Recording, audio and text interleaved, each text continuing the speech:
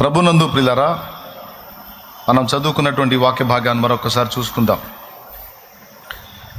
మీలో నెవడు చింతించుట వలన తన ఎత్తు మూరడు ఎక్కువ చేసుకొనగలడు అని సాక్షాత్తు యేసు ప్రభు వారు పలికినటువంటి మాట ఇది. చింత అంటే ఆలోచన, బాధ, దిగులు, విచారము అని మనం వేటి గురించి అయితే చెప్పుకుంటామో వాటన్నిటినీ చింత అని కూడా అంటారు. నాకు చింత తీరి నేను బాగుపడాలనుకుంటున్నానంటే బాధ తీరి బాగుపడాలనుకుంటున్నాను. చింత అంటే బాధ, ఆలోచన. అయితే మనుషులు సహజంగా వేటిని గురించి చింతపడతారో, వేటిని గురించి ఇబ్బంది పడతారో వాటన్నిటిని గురించి ప్రభు మాట్లాడాడు. ఏమి తిందుమో, ఏమి త్రాగుదుమో, ఏమి ధరించుకుందుమో అని దేహమును గూర్చి, దేహము యొక్క అవసరాలను గూర్చి సహజంగా మనిషి చింతిస్తాడు. చచ్చాక పరలోకం వచ్చింది అంటే చచ్చాక వచ్చే పరలోకం సంగతి ఏమో కానీ ముందు బతికున్నంత వరకు మనుగడ సాగాలి కదా. ఈ బతికున్నంత వరకు మనుగడ సాగాలంటే మరి ఏ రోజుకు ఆ రోజు దొరలాలంటే మరి అన్నీ సమకూడాలి కదా అని భూమి మీద బ్రతకడానికి అవసరమైన వనరుల కోసం, వసతుల కోసం ప్రతిరోజు మనిషి దిగులు పడతాడు, ఆలోచిస్తాడు. తన వరకు అన్నీ ఉంటే తన పిల్లల గురించి కూడా చింతపడతా ఉంటాడు. ఇలా ప్రతి మనిషి ఎక్కువ శాతం 90% తన దేహాన్ని గూర్చే చింతపడతాడని ప్రభు గుర్తించాడు. 10% తన ఆత్మ విషయమైన చింత, 90% తన దేహానికి వచ్చే సమస్యలు, వాటి పరిష్కారాలు, దేహం యొక్క అవసరాలు, వీటన్నిటిని గురించి ఎక్కువగా దిగులు పడతాడు, ఎక్కువగా చింతపడతాడు, ఎక్కువగా ఆలోచిస్తాడు అనేది దేవుడు గుర్తించినటువంటి విషయం. గుర్తించి ఆయన స్పష్టంగా ఈ మత్తయి సువార్త 6వ అధ్యాయంలో అనేక సంగతులు మాట్లాడుతూ ఈ విషయాన్ని కూడా ప్రస్తావించాడు. ఇక్కడ మన అవసరాలు ఏంటో కూడా నేను ఎరుగున్నాను అన్నట్టు దేవుడు మాట్లాడాడు. వాటిని పరలోక తండ్రి తీర్చినట్లు ప్రార్థన కూడా ఎలా చేయాలో కూడా నేర్పాడు. పరలోకమందున్న మా తండ్రి, నీ నామం పరిశుద్ధపరచబడునుగాక, నీ రాజ్యము మాకు వచ్చుగాక, నీ చిత్తము పరలోకమందు నెరవేరుచున్నట్లు భూమి యందును నెరవేరునుగాక అని 3 దేవునికి సంబంధించిన సంగతులు మాట్లాడాడు. నేడు మాకు కావలసిన అనుదిన ఆహారము మాకు దయచేయుము అని మన పర్సనల్ ఆహారం గురించి. ఆహారం ఒక్కటే మన అవసరమా? మనకు వస్త్రాలు వద్దా? మనకి ఇంకా వేరే అవసరాలు ఏం లేవా? మనకి పేస్ట్ వద్దా, బ్రష్ వద్దా, షాంపూ వద్దా, ఏమండి కొబ్బరి నూనె వద్దా తలకు రాసుకోవడానికి, కరెంటు బిల్లు వద్దా? ఎన్ని అవసరాలు ఉన్నాయి? ఆ లిస్ట్ అంతా చెప్పకుండా నేడు మాకు కావలసిన అనుదిన ఆహారము నేడు మాకు దయచేయము. 4వది, 5వది, మా పట్ల అపరాధం చేసిన వారిని, మా రుణస్థులను మేము క్షమించున్న రీతి నీవు మా రుణములను క్షమించు. మమ్మల్ని శోధనలోనికి తేక దుష్టి నుండి, కీడు నుండి తప్పించు. ఎందుచేతనగా రాజ్యము, బలము, మహిమ, శక్తి సర్వం నిరంతరము నీవై ఉన్నవి తండ్రి, ఆమేన్. ప్రభు నేర్పినటువంటి ప్రార్థనలో చాలా విలువైనటువంటి విషయాలు ఉన్నాయి. కేవలం అన్ని ఆత్మ సంబంధమైనవే కాకుండా మన దేహానికి కావలసిన విషయాలను కూడా ప్రభు అడగమన్నాడు. అంటే మన దేహాన్ని గురించి కూడా, దేహం యొక్క అవసరాలను గురించి కూడా ప్రభు పట్టించుకుంటున్నాడు. కేవలం నేను ఆత్మకు మాత్రమే దేవుణ్ణి, ఆత్మ సంబంధమైన విషయాల్లోనే నేను పరిష్కారం ఇస్తాను, దేహ సంబంధమైన విషయాల్లో నేను పరిష్కారం ఇవ్వను అని ప్రభు మాట్లాడలా. ఆత్మ సంబంధమైన విషయాలతో పాటు శరీర సంబంధమైన సంగతులను గురించి కూడా నేను సమాధానం ఇస్తానని దేవుడు మాట్లాడాడు. మీరు అడగండి అని కూడా చెప్పాడు. నేడు మాకు కావాల్సిన అనుదిన ఆహారము నేడు మాకు దయచేయము అని ఓన్లీ ఆహారాన్ని గురించి ఎందుకు మాట్లాడా వేసాయి? నాకు డౌట్ వచ్చింది ఒకసారి. వస్త్రాలు కావాలి కదా, మరి ప్రతిరోజు జరగవలసిన కార్యక్రమాలు ఉన్నాయి కదా. ఈరోజు ఫ్యాన్ తిరగకపోతే మేము ఇంట్లో ఉండలేం కదా. కరెంటు కావాలి, లైట్ కావాలి, ఏమండి పేస్ట్ కావాలి, బ్రష్ కావాలి, షాంపూ కావాలి, తలకు పోసుకోవడానికి, తలకు రాసుకోవడానికి నూనె కావాలి, పిల్లల స్కూల్ ఫీజు కావాలి. ఇట్లా ఎన్ని సంగతులు ఉన్నాయి. ఇవన్నీ వదిలేసి మా ఆహారం మాకు దయచేయి ఈ రోజుకి, అది కూడా ఒక నెలకు అడగమన్నావా? ఓ సంవత్సరానికి అడగమన్నావా? నేడు మాకు కావలసిన ఆహారం ఈరోజు మాకు ఇవ్వు. మళ్ళీ రేపటికి మళ్ళీ రేపు నేను అడుక్కుంటావు, నువ్వు ఏ రోజుకి ఆ రోజు ఏంది మిగిలిన సంగతులు ఏవి అంటే, ఎందుకు ఆహారం ప్రధానంగా అడగమన్నాడంటే, ఆహారంతో పాటు అన్నీ మనకు లభిస్తాయి. అయితే అన్నిటికంటే ముఖ్యమైనది ఆహారం, తిండి, నీరు. ఎందుకంటే షాంపూ పెట్టి తలకు పోసుకోపోయినా ఇబ్బంది ఏం లేదు, కొబ్బరి నూనె తలకు రాసుకోపోయినా ఇబ్బంది ఏం లేదు. కానీ కడుపుకు అంత ఆహారం లేకపోతే మాత్రం అయిపోయినట్టే మన పని. అన్నిటికంటే ముఖ్యమైనది శరీరం జీవించడానికి అవసరమైనది ఆహారం, నీరు. ఏది ప్రధానమైందో దాన్ని ఎత్తాడు. ఆహారం మనం అడిగినప్పుడు ఆహారం ఇచ్చే దేవుడు ఆహారంతో పాటు ఆహారం ఒకటే కాదు, వస్త్రము మిగిలినవి కూడా ఇస్తాడని పక్క పేరాలో మాట్లాడాడు. ప్రార్థనలోనేమో ఆహారం ప్రస్తావన తీసుకొచ్చి పక్క పేరాలో మీకు అక్కరగానున్నవేవో మీ పరలోకపు తండ్రికి ముందే తెలియను అన్నాడు. నువ్వు రోగివైతే నీకు కావలసిన మందులు ఎంత ఖర్చు అయిద్దో, ఏ మందులు నీకు ఉపయోగపడతాయో దేవునికి తెలుసు. అందుకే ప్రపంచంలో మానవ జాతితో పాటు జంతు జాతి, పక్షి జాతి, జలచరాలతో పాటు మొక్కలను కూడా ఇచ్చాడు, ఔషధి గుణాలు కలిగిన మొక్కల్ని. రకరకాలుగా మనం అనుభవించేటువంటి రకరకాల వ్యాధులకు ప్రయోజనకరంగా రకరకాల మూలికలను, ఆకులను, చెట్లను, అనేక రకాల బెరడోల్ని మనకు అందుబాటులో తీసుకొచ్చాడు. ఈరోజు మనం ఉపయోగించేవన్నీ కూడా చెట్ల నుండి వచ్చినవే. హోమియో అయినా, ఆయుర్వేదమైన, అలోపతి వైద్యమైన, ఏదైనా సరే ఎక్కువ శాతం చెట్ల నుండి వచ్చినటువంటి వాటి నుంచే మందు తయారవుతుంది. కాబట్టి కొంతమందికి సరే నా రోగానికి మందులు ఉన్నాయి, కొనుక్కోవడానికి డబ్బులు లేవు అంటారు. స్తోత్రం చెప్పండి, గట్టిగా చెప్పాలి, ఇంకోసారి చెప్పాలి. దేవుడు అంటాడు, మందుని ఇచ్చిన నేను కొనుక్కోవడానికి డబ్బులు కూడా ఏర్పాటు చేస్తాను. మీకు అక్కరగానున్నవేవో మీ పరలోకపు తండ్రికి ముందే తెలియను అనే మాట మీరు రౌండ్ కొట్టాలి. కాబట్టి మీరు ఇలాగూ ప్రార్థన చేయండి అని మెయిన్ పాయింట్స్ని ఒక 7 పాయింట్స్ని మెన్షన్ చేశాడు. పక్క పేరాల్లో చెప్పాడు, వస్త్రాలను గూర్చి ఏమి తిందుమా, ఏమి త్రాగుదుమా, ఏమి ధరించుకుందుమా అని, తిండిని గురించి, నీటిని గురించి, వస్త్రాలను గురించి మీరు విచారించొద్దు. ఇవన్నీ మీకు కావాలి. ముఖ్యంగా నన్ను ఎరిగిన స్థితిలో ఉన్న మీరు పొరపాటును కూడా వీటి గురించి కలత చెందాల్సిన అవసరం లేదు, నేను చూసుకుంటాను. వాటి గురించి ఎవరైనా బాధ పెడితే వాళ్ళందరినీ అన్యజనులు అన్నాడు. అన్యజనులు వీటన్నిటి గురించి విచారిస్తారు, అవిశ్వాసులు వాటి గురించి విచారిస్తారు. నువ్వు నా యందు విశ్వాసం ఉంచావు, నువ్వు నా బిడ్డవి, మరి ముఖ్యంగా నీ విషయంలో నేను పట్టించుకుంటాను, కాబట్టి నువ్వు దాని గురించి చింతపడొద్దు అని మాట్లాడాడు. మీలో ఎంతమంది ఒప్పుకుంటారు? 100లో 90% మనం బాధపడేది ఆత్మను గురించా, శరీరాన్ని గురించా? శరీర అవసరాలను గురించే, శరీర సంబంధమైన జీవితాన్ని గురించి అన్నోళ్ళు చేతులు ఎత్తండి.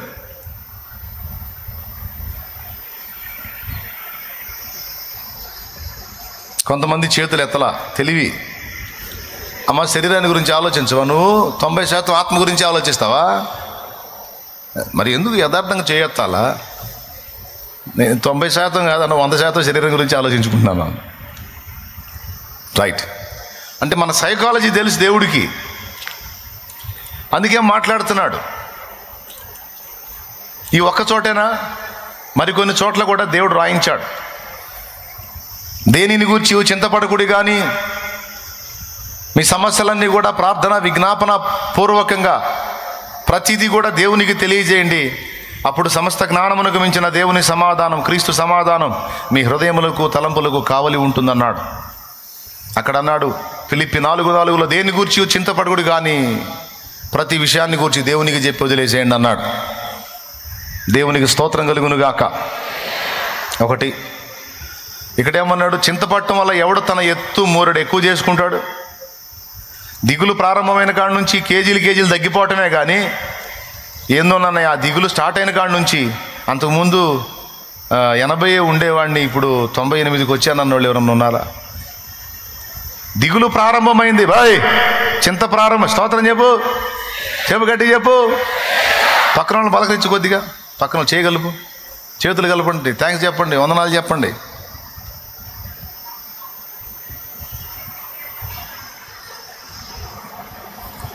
నేను దిగులు పడొద్దు అనేసరికి ఇప్పుడే దిగులు తీసేసుకొని నిద్రపోతా. ఇంటికి పోయినాక దిగులు తీసేసుకొని నిద్రపోండి, ఇక్కడ నిద్రపోకండి. అంటే నా భయం నాది, కొంచెం కళ్ళు అట్లా మూసినా ఊరుకోను నేను. అందుకే సరిగా కనపడాలని కళ్ళజోడు కూడా పెట్టుకుంటున్నా. 90% మందికి దిగులు అదే. అందుకే దేవుడు అనేక చోట్ల విషయాలు రాయించాడు. ఏమనంటే దేనిని గూర్చి చింతపడొద్దు. 4:4 ఫిలిప్పి 6వ వచనం. 4లో ఏం చెప్పాడంటే ఆనందించండి, మరలా చెప్పుదును ప్రభునందు ఆనందించండి, ఎల్లప్పుడూ ఆనందించండి. మీ సహనమును సకల జనులకు తెలియబడనీయుడి, ప్రభు సమీపంగా ఉన్నాడు. దేనిని గూర్చి నీ మందులా, పిల్లలా, వాళ్ళ చదువులా, వాళ్ళ పెళ్ళిళ్ళా, పెటాకులా, భవిష్యత్తా, నీ ఆరోగ్యమా, నీ ఫ్యూచరా, ఏంటి, దేని గురించి? అక్కడ ఒకటే ఒక మాట, దేనిని గూర్చియు అన్నాడు. దాన్ని రౌండ్ చేయాల. దేనిని అన్నదాన్ని రౌండ్ చేయాలి. దేనిని గూర్చి నువ్వు ఏది చెప్పినా ఆయన ఒకటే, దేనిని గూర్చియు చింతపడకుడి గాని ప్రతి విషయములోనూ ప్రార్థన విజ్ఞాపనముల చేత కృతజ్ఞతాపూర్వకముగా మీ విన్నపములు దేవునికి తెలియజేయండి. అప్పుడు సమస్త జ్ఞానమునకు మించిన దేవుని సమాధానము యేసుక్రీస్తు వలన మీ హృదయములకును మీ తలంపులకును కావలి ఉండును అన్నాడు. ఇక్కడ చెప్పాడు దేనిని గూర్చియు అన్నాడు. కోటమైనాక వెనక్కి వెళ్తా, మొత్తం క్యూ నిలబడతారు. నేను చేతులుంచుతా, నన్ను బానేయండి అంట. ఇక పట్టుకుంటారా, చేయి దొరికిందంటే ఆ చేతిని వదిలిపెట్టరు. మొత్తం నాకు చెప్పాలా, ఫలానా ఫలానా ఫలానా ఫలానా అని. పక్కన వాళ్ళేం పళ్ళు ఉరుగుతూ ఉంటారు. వదిలిపెట్టదేంది మనిషినే అంటుంటారు కూడా. అయినా సరే వదలదు. నా సమస్య ఇదని, తప్పు లేదు, బాధ అన్నకు చెప్పుకుంటే ప్రార్థన మనస్ఫూర్తిగా చేస్తాడు, తీరిద్దని. నేను చెబుతున్నా, అన్నకు నువ్వు చెప్పడానికి ట్రై చేస్తే నీ మ్యాటర్ మొత్తం వినే టైం అన్నకు లేదు. ఇటు నువ్వు లాగుతావు, అటు ఇంకొకళ్ళు లాగుతారు. ఇటు ఒకడే మనిషి. కానీ నువ్వు ఎంత మ్యాటర్ చెప్పినా పూర్తిగా విని నిన్ను దగ్గరకు తీసుకొని ఓదార్చే పెద్దన్న యేసయ్య. నిన్ను ధైర్యపరిచి, ఆదరించి, నిబ్బరపరిచి, వెన్ను తట్టి నిన్ను ప్రోత్సాహపరిచే పెద్దన్న యేసయ్య. కాబట్టి ఏది నిన్ను కలవరపరిచినా, కలత పెట్టినదో దాని గురించి ఆయనకి చెప్పుకోవచ్చు. మనసారా నువ్వు కన్నీళ్లతో చెప్పుకోవచ్చు. చక్కగా విని తగిన కాలమందు, నిర్ణయ కాలమందు నువ్వు ఎదుర్కొంటున్న ప్రతి వేదనకు సమాధానాన్ని ఆయన ఇవ్వగలుగుతాడు. అందుకు సందేహం లేదు. ఓకేనా? ఇప్పుడు శరీర సంబంధమైన సమస్యలను గురించి ఎక్కువ శాతం మనం ఆలోచిస్తాం. అయితే దేవుడు చెప్తున్నాడు వాటన్నిటిని గురించి, దేనిని గురించి కూడా చింతపడద్దు. ఎన్ని రకాల సమస్యలు చెప్తారో నేను దొరికితే. అప్పుడు నాకు కనపడే వచనం ఒక్కటే, దేనిని గూర్చి. దేనిని అన్నదానిలో నీ సమస్య కూడా ఉందిగా, అందరి సమస్య ఉంది. కాబట్టి నువ్వు చింతపడొద్దు అన్నాడు. నేను చింతపడితే నీకు వచ్చిన బాధ ఏంది? నా చింత, నా బాధ, నా ఇష్టం, నేను పడతా. నీకు వచ్చిన బాధ ఏంది? దాని గురించి నువ్వు ఎందుకు అనేక చోట్ల రాయించావు?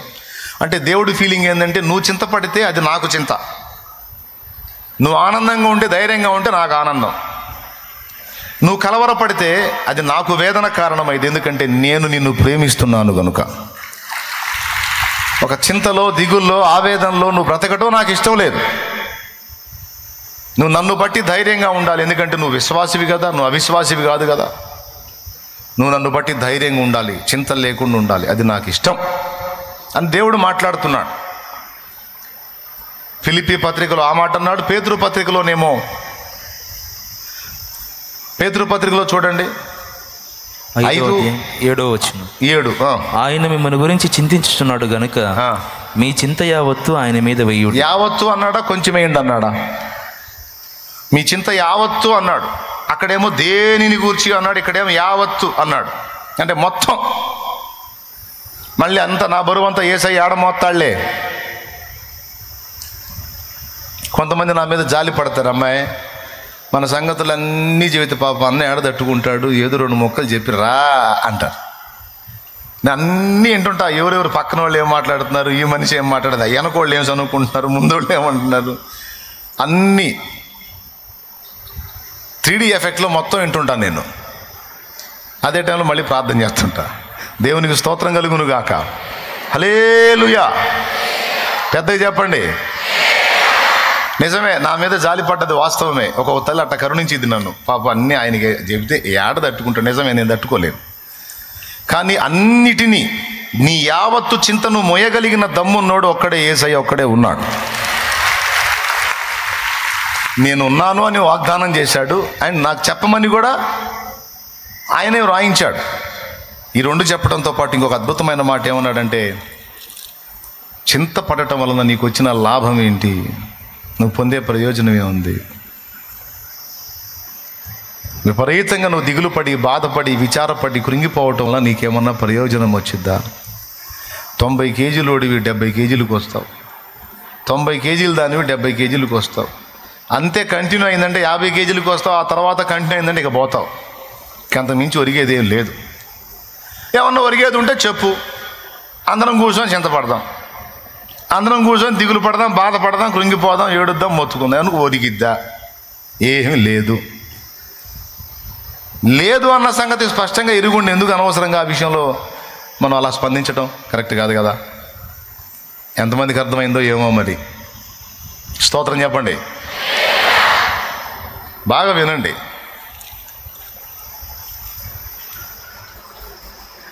కాబట్టి అన్యజనులాగా మనం ప్రవర్తించొద్దు అని యేసయ్య చెప్పాడు. అన్యజనులు వీటన్నిటి విషయమై విచారింతురు. అల్ప విశ్వాసులారా, నేడుండి రేపు పొయ్యిలో వేయబడు అడవి గడ్డిని దేవుడు అలాగున అలంకరించిన ఎడలా మీరు వాటికంటే శ్రేష్ఠులు కాదా? పువ్వులను చూపించి, అడవి గడ్డిని చూపించి, అడవి గడ్డికి వచ్చే పూలు చూడండి ఎంత అందంగా ఉంటాయో. నేడుండి రేపు పొయ్యిలో వేయబడేటువంటి అడవి గడ్డి, దానికి వచ్చే పూలు అంత అందంగా డిజైన్ చేశాడే. ఒక్కరోజు జీవించే పుష్పానికి అంత అందాన్ని ఇచ్చాడు. ఎంత రిస్క్ చేశాడు. మీరు పువ్వుల కంటే శ్రేష్ఠులు అన్నాడు. ఆకాశ పక్షులను చూడండి, అవి విత్తవు, కోయవు, కొట్లలో కూర్చుకొనవు, ఆయనను మీ పరలోకపు తండ్రి నిత్యము వాటిని పోషించుచున్నాడు అని అక్కడ అంటాడు. మీరు వాటికంటే శ్రేష్ఠులు అంటాడు. పూల కంటే మీరు శ్రేష్ఠులు, పక్షుల కంటే మీరు శ్రేష్ఠులు, జంతువుల కంటే మీరు శ్రేష్ఠులు. సృష్టి మొత్తంలో దేవుడు శ్రేష్టముగా ఎంచేది మిమ్మల్నేనరా అంటాడు ఆయన. దేవునికి స్తోత్రం కలుగును గాక. నా పిల్లలారా, సృష్టి మొత్తములో దేవుడు శ్రేష్టముగా ఎంచేది మిమ్మల్నే.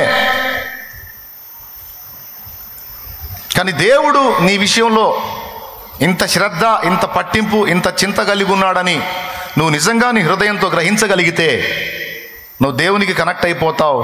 దేనిని లెక్క చేయవు. మీకు అర్థం కాల? నేను చెప్పిన ఈ సంగతి నువ్వు పూర్ణ హృదయంతో గ్రహించగలిగితే నువ్వు ఫస్ట్ నీ మనసుని దేవునికి లింక్ చేసుకుంటావు. ఇక దేనిని కూడా లెక్క చేయవు. ఏదన్నా రానా ఉంటే ఉంది, పోతే పోయింది పో అన్నట్టుగా విరక్తిలోకి వెళ్ళిపోతావు తప్ప దేనికి అతుక్కోవు. లెక్క చేయవు. లెక్క చేయనోడు నిండు బండిలాగా ఉంటాడు. ప్రతిదానికి కదిలిపోయేవాడు పెందలాడిపోతాడు. స్తోత్రం. అందుకని చెప్పా,